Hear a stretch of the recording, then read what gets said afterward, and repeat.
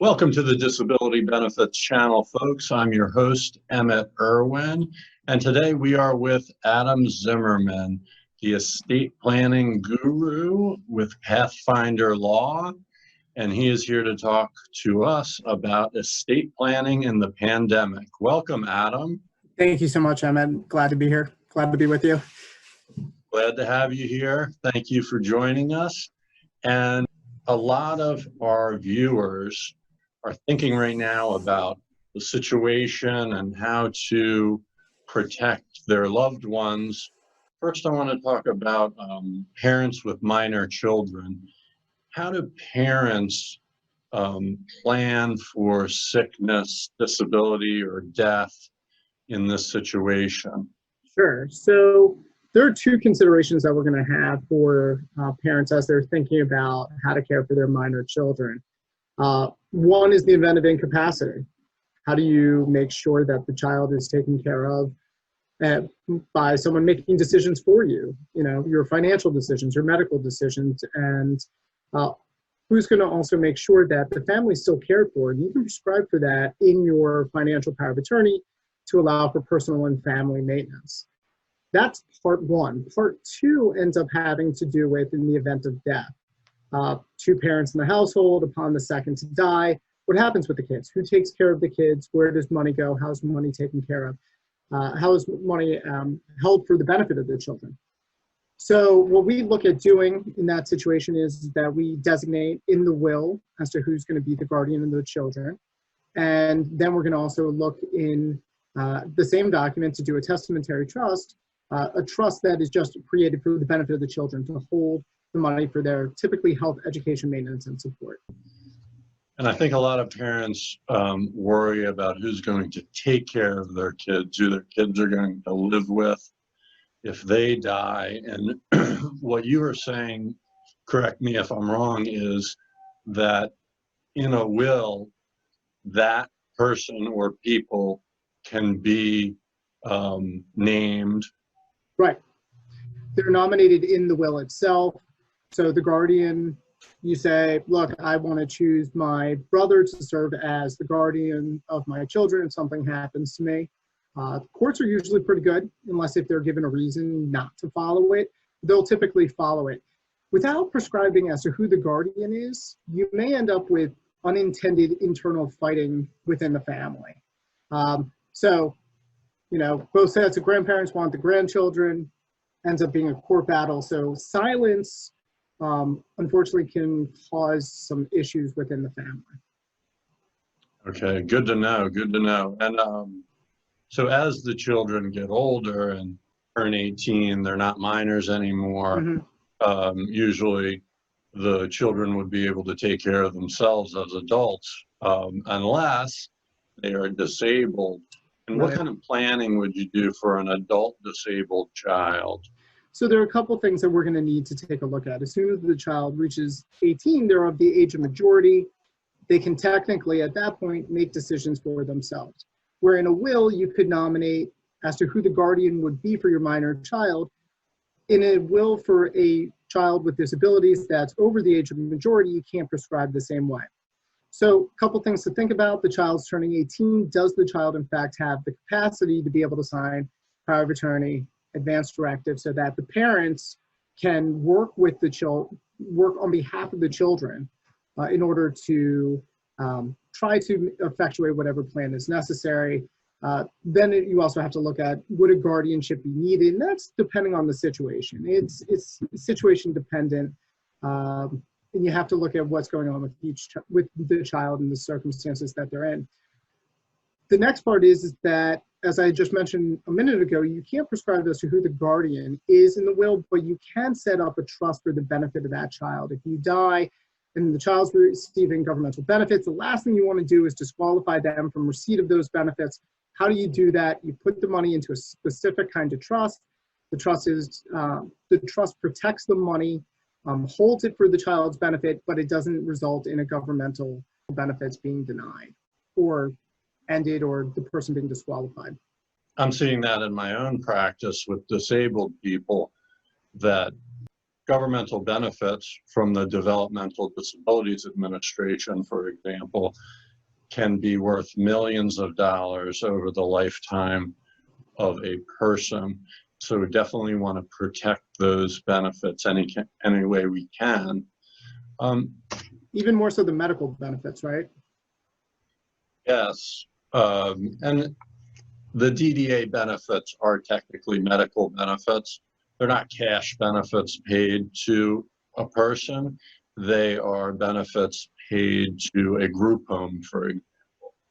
Child needs really intense supervision in a group home. The DDA will pay for that, and that can run in $110,000 a year. For these homes with 3 staff members and 3 residents, there needs to be one-on-one supervision for these disabled children, and they get it for free from the DDA. The DDA pays the group home for those services. So now, next I wanted to ask you about a married couple. We've talked about the children, but what happens if a spouse becomes disabled or dies? Is there any planning to account for that kind of thing? So one of the things that I always have felt are 2 of the most important documents that you can complete as part of any estate plan are your financial power of attorney and your advance directive. Without a financial power of attorney, you end up having to pursue guardianship, which can cost almost 10 times as much as the actual cost of creating a financial power of attorney. It makes the most sense to just go ahead and get that document done. It prescribes as to who's going to be the agent, what their authority is, and when it goes into place. You also have the advance directive, which takes care of your medical decisions. It outlines as to who's going to have the authority, what authority they have. It also tells what medical instructions you want, especially during COVID, which is fantastic to know in a horrible situation as to what the person wishes. Am I supposed to be put on a respirator? Yes or no? These are considerations that you're able to clearly articulate in the document, and also when it goes into place. So that's one of the things that you can do. And then you were also asking about if one of the spouses is in fact disabled, then one of the options that you have is within the spouse that's not disabled, within their will, to create what I was mentioning for the child before, for a disabled child, creating a similar trust for the benefit of the disabled spouse to protect for governmental benefits. Excellent, excellent.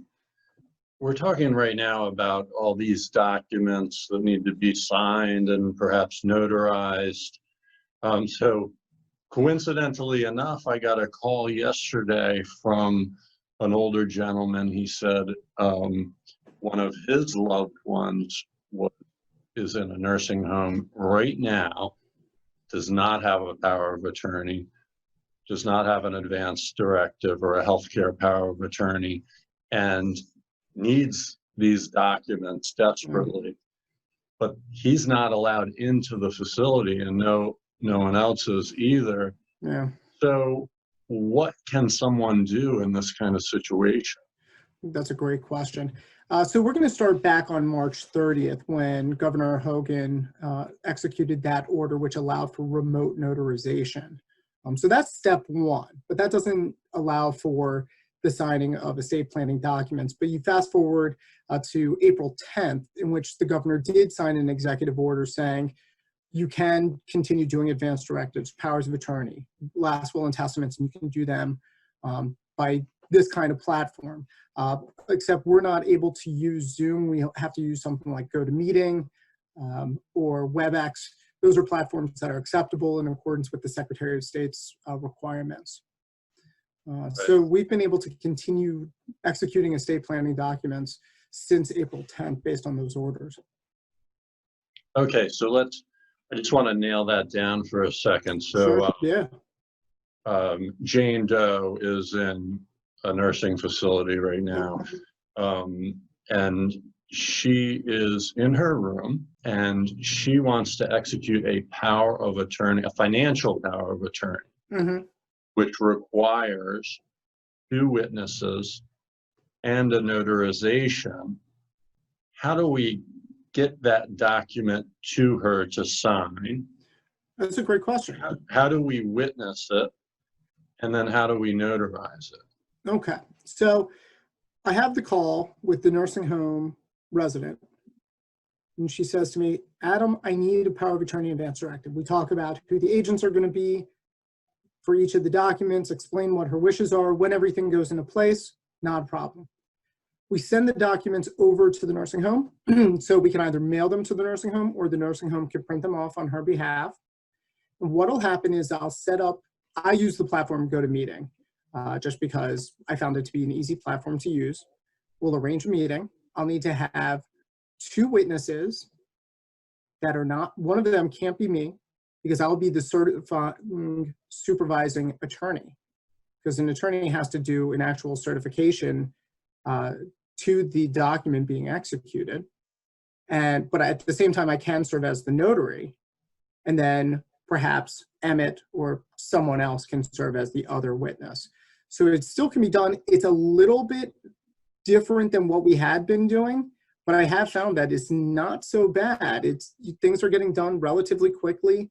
The signings are pretty simple once you get once you get all the pieces in place for everybody. It really makes things easier. I mean, even outside of the pandemic, this will make things incredibly easier. And do you think this is a temporary change, or do you think this will last?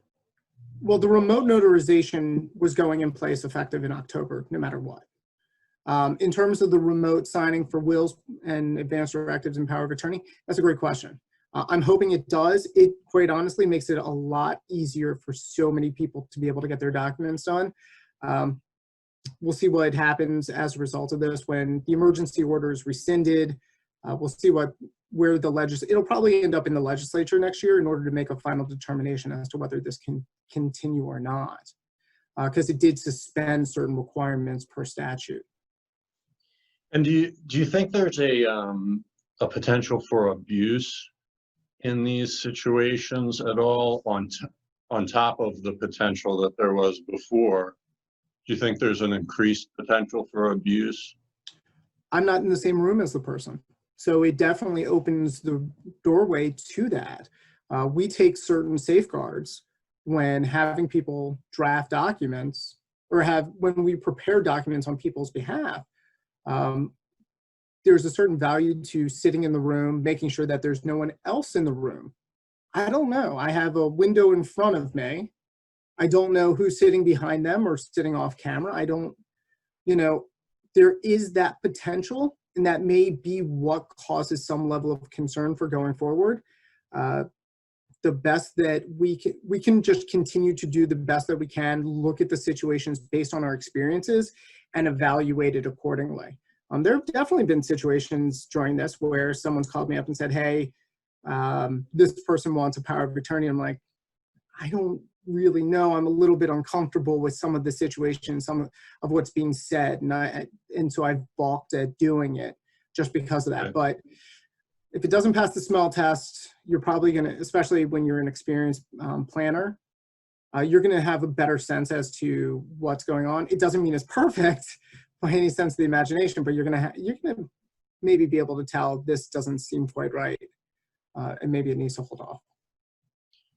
Now, my follow-up question would be, can a non-attorney do this kind of thing over GoToMeeting or that type of platform?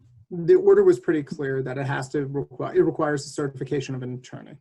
Okay. Well, thank you so much, Adam. I appreciate you coming on to the show and talking to us about this subject.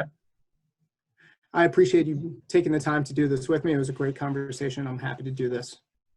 We learned a lot more about estate planning and the pandemic. And if you like watching this video, then please subscribe. It's a red subscribe button somewhere on your screen, and we will see you next time. Thank you.